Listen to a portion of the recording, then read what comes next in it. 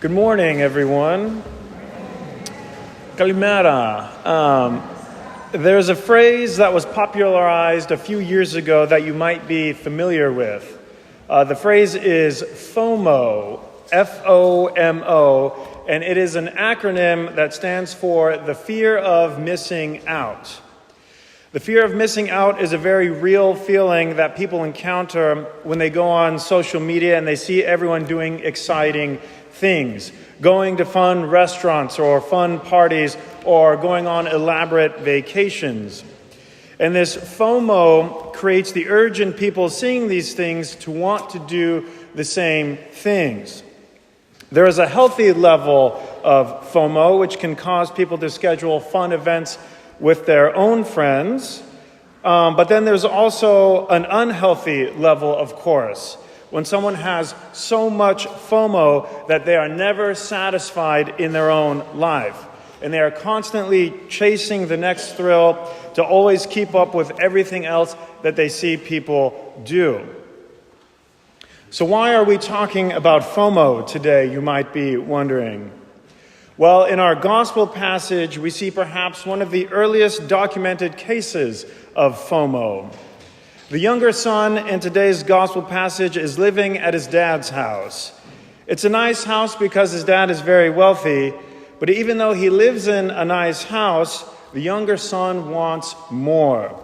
He wants to go out. He wants to go where he knows other people are living. He wants to experience all the different things that these people are doing. And so he takes his inheritance from his father early, and he leaves his regular life and tries 100 different new lives. He must quell his fear of missing out.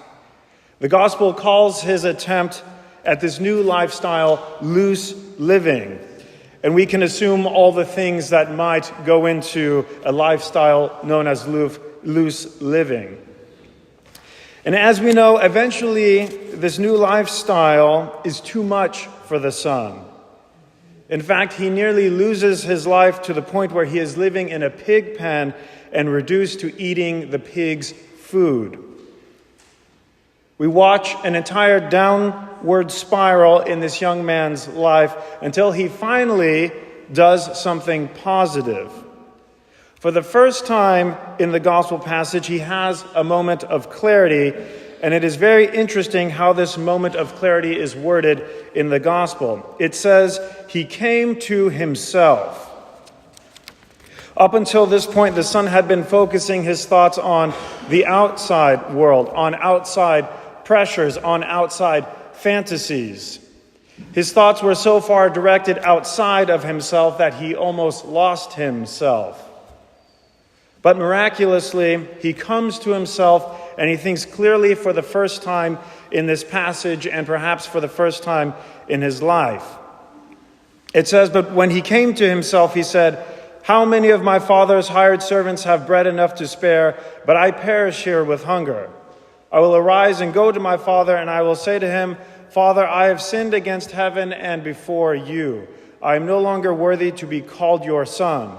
Treat me as one of your hired servants. And he arose and came to his father. Now, this son's situation in this passage was extreme, of course. He almost died chasing things outside of himself.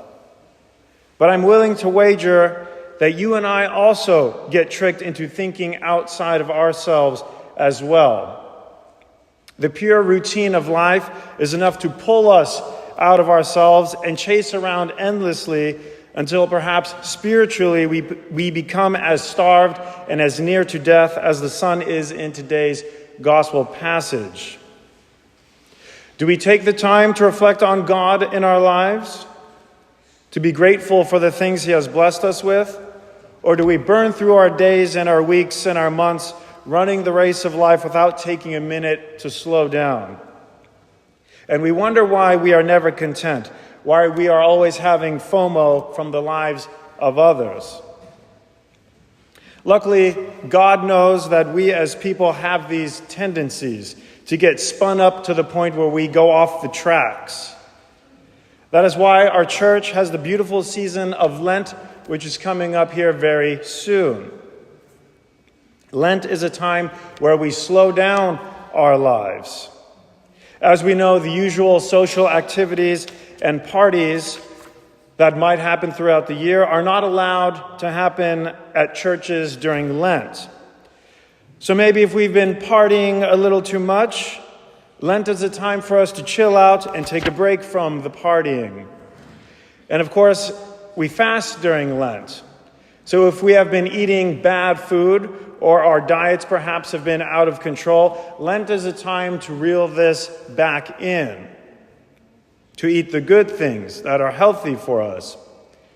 There are many more services during Lent as well. So maybe if we've been missing a Sunday here or there, maybe 2 in a row, maybe 3 in a row, or simply not coming as much as we should, there are even more opportunities to come to church and enjoy the beautiful prayers offered to God. We know that prayer is important, but oftentimes we don't know what to pray or how to pray. I think you would be surprised at how many of the prayers in the services during Lent say all the things we want to say to God in better ways than we could ever say ourselves.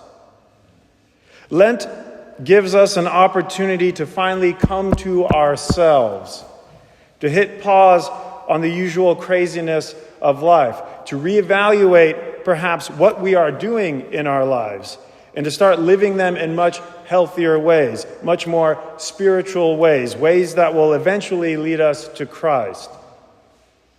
Lent is the time where we can truly get to know Christ. We will hear about many events in his life during the readings of Lent and especially during Holy Week. This is our chance to understand who he was and what he did for us. Perhaps if we get to know him, we will finally understand what we have been missing, like the prodigal son in today's passage. Everything the son needed was right in front of him the whole time. The only person that stopped him from enjoying it was himself. So I urge all of us this Lent to stop thinking outside of ourselves, to stop looking everywhere in the world around us, and to look first within ourselves and then to Christ. I think what you will find is the peace that you have been searching for perhaps your entire life. And the son said to him, "Father, I have sinned against heaven and before you. I am no longer worthy to be called your son." But the father said to his servants, "Bring quickly the best robe and put it on him, and put a ring on his hand and shoes on his feet, and bring the fatted calf and kill it, and let us make merry and eat. For this my son was dead and is alive again. He was lost and is found." Amen.